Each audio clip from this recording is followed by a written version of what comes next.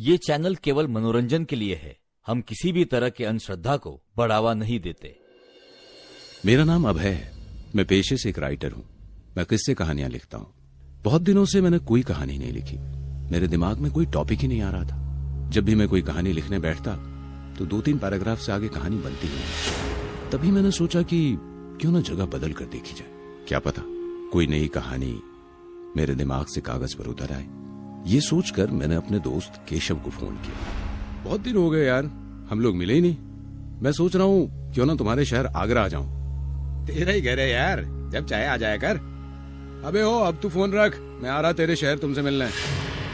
मैंने अपना जरूरी सामान पैक किया और रेलवे स्टेशन पहुंच गया। टिकट काउंटर से टिकट लेकर मैं प्लेटफॉर्म पर पहुंच गया। थोड़े समय बाद ही हॉर्न देती हुई एक ट्रेन उस स्टेशन पर रुकी।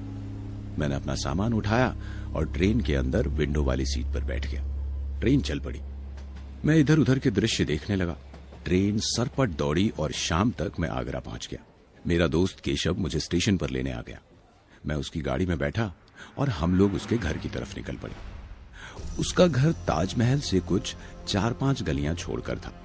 बातों ही बातों में केशव ने मुझे बताया कि कल पूर्णिमा है। पूर्णिमा का नाम सुनते ही मेरे दिमाग में एक बात आई। यार, मैंने दिन में तो बहुत बार ताजमहल देखा है, मगर रात में कभी नहीं देखा।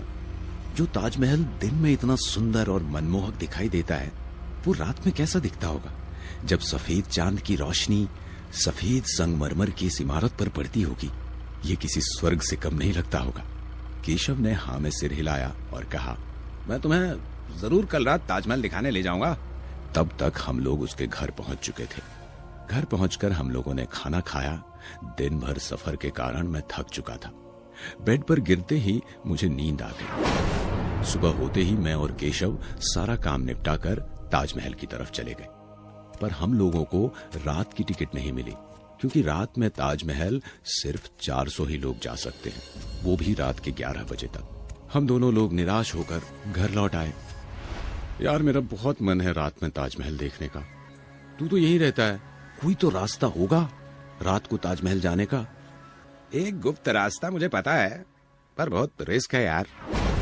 मैंने केशव को जोर देते हुए कहा, चल ना यार, चलते हैं। चल फिर, हम लोग रात के 11 बजे के बाद जाएंगे। धीरे धीरे रात हो गई। हमने टॉर्च उठाई और हम दोनों लोग चल दिए ताजमहल की तरफ। मैं केशव के पीछे पीछे चल रहा था।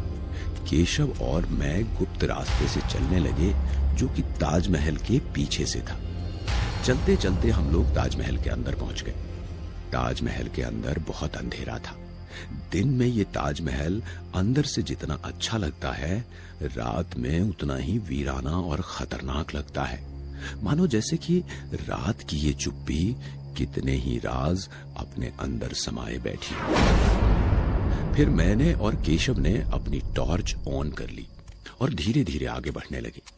मैं जल्दी से बाहर पहुंचना चाहता था, क्योंकि मुझे ताजमहल के गुंबद पर पड़ते चांद की रोशनी देखनी थी। उस रात हमारे जूते की टप टप एक डरावनी आवाज पैदा कर रही थी। चलते चलते हम लोग एक बड़े हॉल में पहुंचे। हम दोनों की टॉर्च कभी बंद हो जाती, कभी फिर से ऑन हो जाती।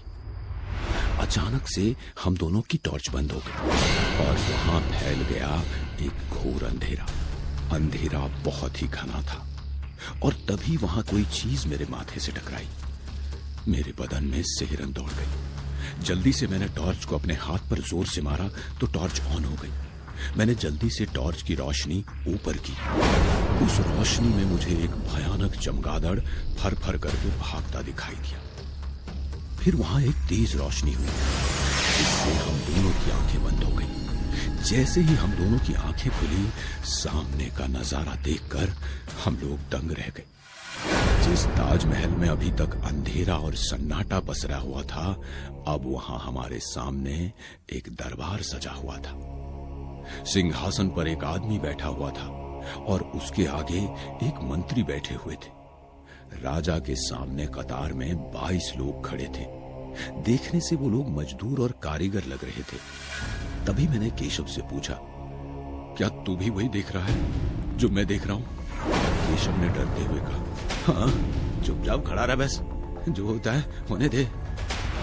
अब वे लोग राजा से रहम की भीख मांग रहे थे। राजा ने सैनिकों की तरफ इशारा किया और सैनिक उनके हाथ एक एक कर उन्होंने 21 लोगों के हाथ काट दिए। हाथ कटते ही वो सुंदर ताजमहल दर्दनाक चीखों से गूंज उठा। चीखें इतनी डरावनी थी कि किसी का कलेजा मुंह से बाहर आ जाता। अब एक ही कारीगर के हाथ बचे थे। वो बहुत गिड़गिड़ा रहा था।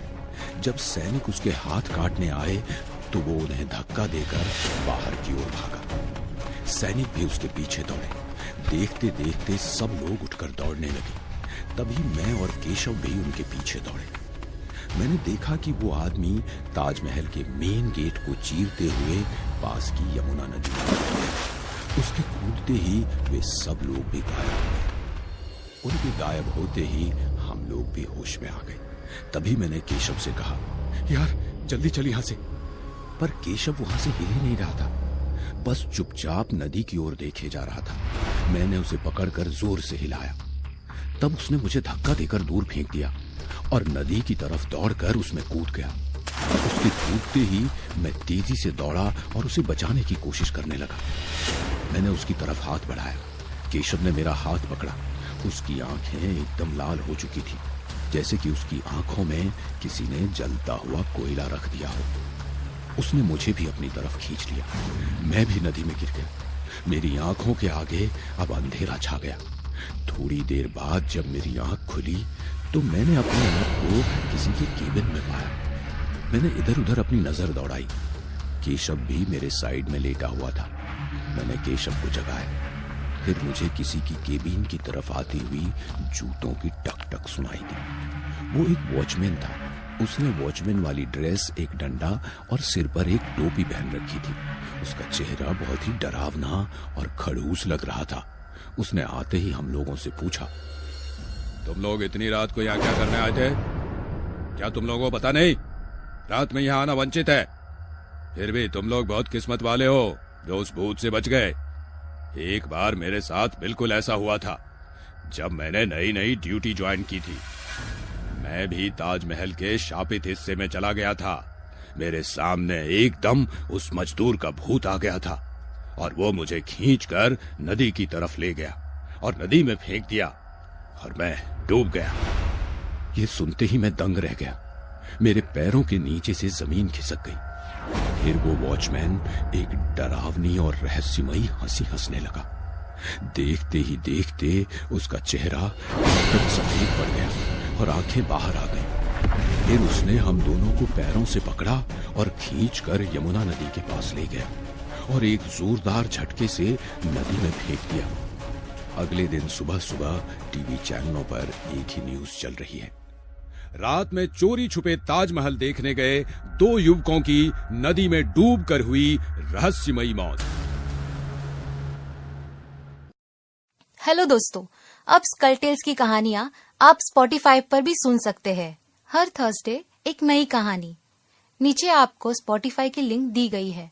आप हमें जरूर फॉलो कीजिए।